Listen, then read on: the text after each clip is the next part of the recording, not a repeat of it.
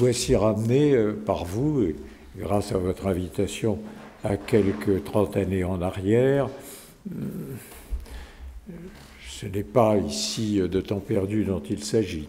Mais à propos de cette création d'une nouvelle peine, on sait que j'étais plutôt enclin à abolir qu'à inscrire de nouveaux dispositions répressives dans le code pénal. Ce que je voudrais rapporter, c'est deux traits. Je ne prendrai pas ce que vous avez dit excellemment sur ce qu'est le TIG et pourquoi il est né, mais deux traits du travail d'intérêt général. Le premier, c'est que c'est en effet une mesure d'une portée sociale certaine. La peine est sanction, la peine est humiliation, la peine est parfois douleur, la peine est souvent plus destructive que restaurative du condamné. Nous cherchions à ce moment-là, au-delà des quelques peines de substitution qui existaient, qui ne concernaient que les conducteurs d'automobiles et les chasseurs, qu'on soit quand même pas d'une portée générale absolue, nous cherchions d'autres moyens de pouvoir sanctionner des infractions sans pour autant aller jusqu'à l'emprisonnement. Et le travail d'intérêt général précisément répondait à ces exigences. Je marque que ça n'a jamais cessé d'être ma conviction absolue que tout ce qui peut servir à éviter l'incarcération est bon pour la justice, bon pour le délinquant, bon pour la société aussi. Ce n'est pas un sentiment communément partagé, on sait pourquoi, et je marque aussi à cet égard que j'ai toujours dénoncé et voulu lutter contre les courtes peines qui sont à la fois destructives, et qui sont source de rencontres désolantes et de promiscuité désolante au sein des maisons d'arrêt, on le sait, entre criminels en cours d'instruction d'affaires, récidivistes qui sont là, courtes peines qui sont quelquefois de longues peines qui se trouvent présentes et qui aboutissent à cette terrible surpopulation pénale au niveau des maisons d'arrêt. Je le souligne, c'est toujours au niveau des maisons d'arrêt qui sont un fléau véritable de notre justice pénale. Alors, à cet égard, le travail d'intérêt général avait tous les avantages, il évitait cette rupture sociale dans la vie de celui qui se retrouvait incarcéré. Et puis, au-delà de son caractère de peine, il donnait à la sanction une dimension d'utilité sociale, et je dirais presque une présence dans la cité à laquelle nous étions attachés.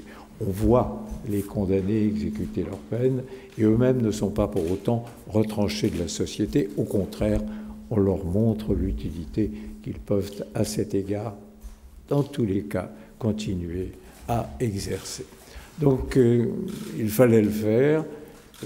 Ce caractère social que j'évoquais, il a été compris. Et je tiens à le dire parce que ce n'est pas toujours le cas, hein, Madame la garde des Sceaux. On n'est pas toujours porteur d'une vérité communément reconnue, même si on l'exprime avec autant de talent que vous. Là, s'agissant du travail d'intérêt général, heureux consensus, il n'y a point besoin de conférence pour cela, heureux consensus si exceptionnel à cette époque, en ce qui me concerne, que j'ai plaisir à le rappeler. Il fallait aller vite. Nous avions, comme toujours, peu de temps disponible pour la justice au Parlement, surchargé évidemment d'obligations. J'ai donc demandé à Raymond Forny, dont je salue ici avec beaucoup de nostalgie et de tristesse la disparition, à Raymond Forny de le porter par amendement, ce qu'il a fait comme président de la commission des lois à la faveur d'un autre texte. Et c'est ainsi que nous avons été plus rapidement à l'Assemblée nationale. Et là, fortune heureuse, certains de mes adversaires les plus résolus, les plus talentueux aussi, connus ensuite ici même, des exercices ministériels. Je pense en particulier à Jacques Toubon, mais aussi, et je rappelle également sa mémoire, c'est triste comme ça, d'avoir à évoquer des amis disparus, Philippe Séguin, avec lequel j'avais des liens d'amitié étroits, tant il avait joué un rôle important dans la bataille pour l'abolition de la peine de mort. Philippe Séguin aussi avait contribué à l'amélioration du texte, comme une espèce d'improvisation collective sur un coin de table, dans la salle des pas perdus, un sous-amendement qu'avait voulu déposer Toubon, et j'avais dit avec plaisir, Séguin l'avait corrigé. Enfin bref, c'était un travail collectif. Et c'est bien qu'il en fût ainsi, et ça explique, je pense, pourquoi le travail d'intérêt général, né sous ses auspices, a pu se développer, pas autant que nous l'avons souhaité. Là, j'ai retrouvé ça, vous voyez, c'est un opuscule dont je vais être aujourd'hui un des rares détenteurs, publié en fin 85, avant les élections, Humaniser et moderniser la justice, et dans lequel il y a une page entière consacrée au TIG, en expliquant pourquoi est-ce que cette peine-là, cette peine de substitution, permettra à la fois de sanctionner et en même temps de réinsérer ou d'éviter la désocialisation. Alors, les chiffres sont intéressants, je les mentionne. Au départ, nous faisons l'optimisme. Moi, je trouvais que ça n'allait pas assez vite, assez loin. Je vous donne, chère Madame la garde des Sceaux, les résultats initiaux du travail d'intérêt général. Bon, les archives ici et l'histoire de la justice ici, c'est à l'histoire contemporaine que je m'adresse, à la lumière du bilan dressé à la fin de la première année d'application, 1984, plusieurs constatations s'imposent. Alors, d'abord, nous avions atteint le chiffre de 2200 travaux d'intérêt général. Ce n'était pas la ruée vers le travail d'intérêt général. Le corps judiciaire est éminemment conservateur dans ses habitudes. Et j'ajoute que du côté de la société civile, nous avions eu des difficultés qui n'étaient pas liées à une réticence, mais à un problème particulier. C'était la question de la protection contre les accidents qui pouvaient intervenir. Certains s'en souviennent encore ici. Comment, à cet égard, garantir, les municipalités ne voulant pas l'assumer, la chancellerie étant, comme d'habitude, sans ressources excessives, et l'accident du travail, c'est pas un travailleur. Bref, je n'ai pas besoin d'insister, ça a été probablement une des raisons au départ de la difficulté. On pensait, dans les 8 premiers mois de 85, on en était satisfait, on en était déjà à 3000 condamnations. Mais j'ai été frappé ensuite, économie oblige, d'une petite indication que je vous livre dans cette brochure. Nous disions, le TIG est peu coûteux comparé à la prison qui revient en moyenne à 170 francs par jour et par détenu. Ça vous fait 30 euros. C'est tout, je ne sais pas ce que sont les chiffres actuels, mais enfin, 30 euros. Alors que le coût moyen d'une mesure de TIG, lui, variait et se situait aux environs de 100 francs de l'époque, c'est-à-dire 15 euros. Voilà, alors il y a d'autres considérations, je n'y reviendrai pas. Ce qui compte, c'est toujours l'avenir.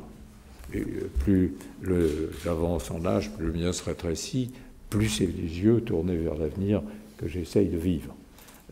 Surtout éviter le travers des notables vieillissants qui est de confondre leurs discours et leurs souvenirs. Laissons les souvenirs et disons-le, votre action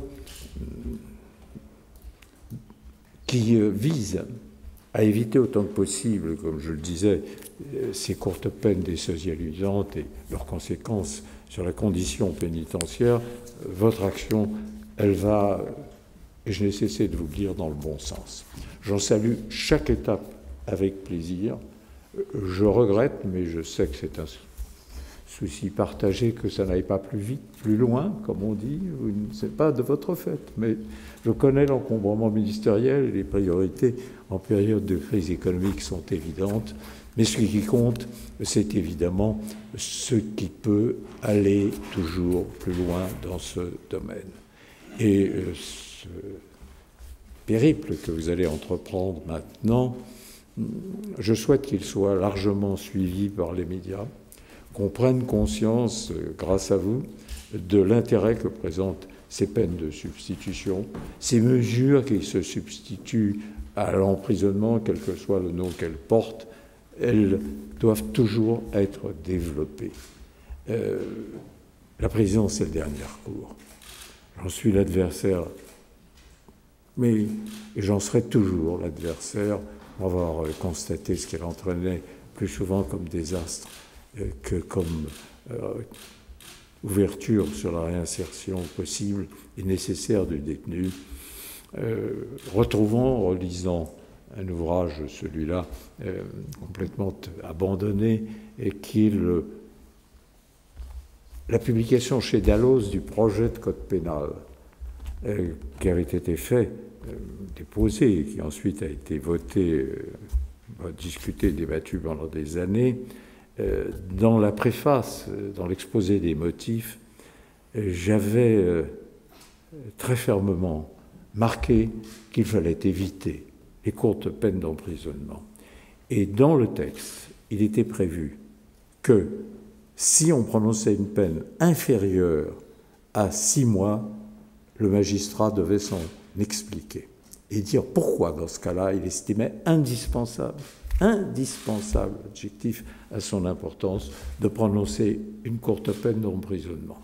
J'ai vu les années s'écouler, j'ai vu les tempéraments différents se succéder à votre place, et je me souviens de mon indignation quand j'ai vu qu'il fallait s'expliquer sur les raisons pour lesquelles on ne prononçait pas une courte peine d'emprisonnement. C'est-à-dire l'inverse de ce qui me paraissait une obligation majeure pour la justice, c'est-à-dire ne recourir à la prison qu'en tout dernier ressort, et s'agissant des petits délinquants, l'éviter à tout prix, ne pas l'utiliser en tout cas pour les primaires, sauf circonstances exceptionnelles dont celle ou celui qui juge doivent pouvoir s'expliquer. Je dis cela pour montrer la continuité nécessaire dans ce domaine. Elle ne devrait pas subir la loi des alternances. Ça n'a pas été le cas pour le travail d'intérêt général. J'en ai montré l'origine consensuelle. L'action que vous poursuivez rencontrera assurément toujours mon soutien, avec cependant, vous le permettrez, la liberté critique, sans laquelle il n'est pas d'esprit libre. Merci.